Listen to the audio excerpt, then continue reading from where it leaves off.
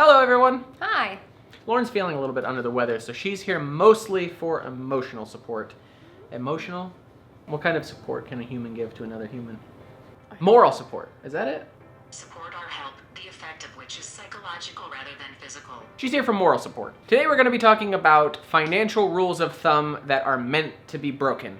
But we're going to take off our early retirement hat today and put on our good financial sense hat. And we just want to talk about good financial habits in general today. Let's dive right in. The first financial rule that we break is actually a collection of rules that tell you you need to spend a certain percentage of your income on a certain item. We've all heard them before. Spend 30% of your income on your house, 25% on your transportation, 30% on entertainment and food, 2% on vacation, etc. etc. Etc.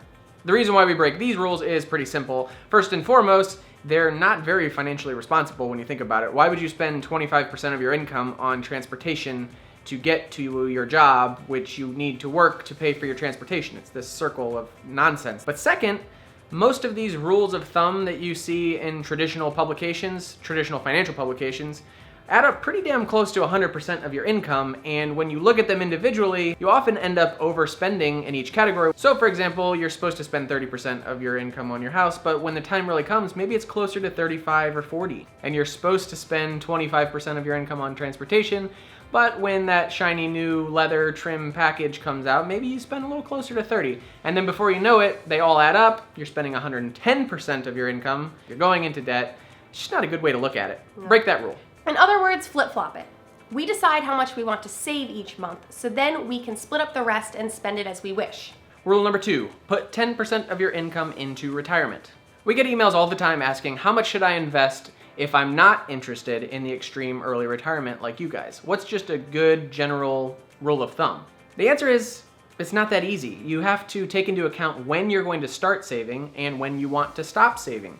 So our advice for someone 22 years old just getting out of college would be maybe the 10 to 15% of your income is plenty. More likely though, you're probably 35 or older just getting a handle on your finances, and saying 10 or 15% would mean you'd need to work until your mid to late 80s before you could ever retire. Long story short, I don't know how financial gurus and money magazines can put out a blanket statement like save 10 to 15% of your income when they're giving the same advice to a 20-year-old as a 40-year-old.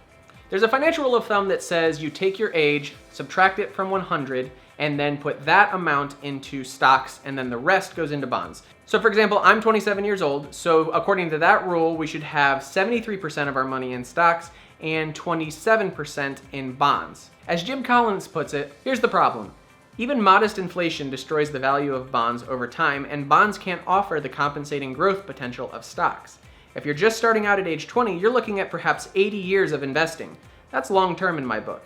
As a long-term investor, the ups and downs of the stock market don't really affect us, so we stay 100% invested in stocks. We just made a video actually last week about how we invest in under 5 minutes, so go check that out if you have more questions. Rule number 4, pay your highest interest credit card rate first.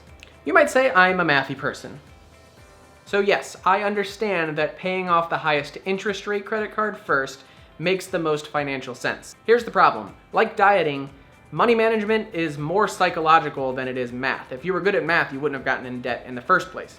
So we actually sided with Dave Ramsey on this one and say that you should pay off your lowest balance credit cards first and build what he calls the debt snowball. Which brings us to our last rule that's meant to be broken.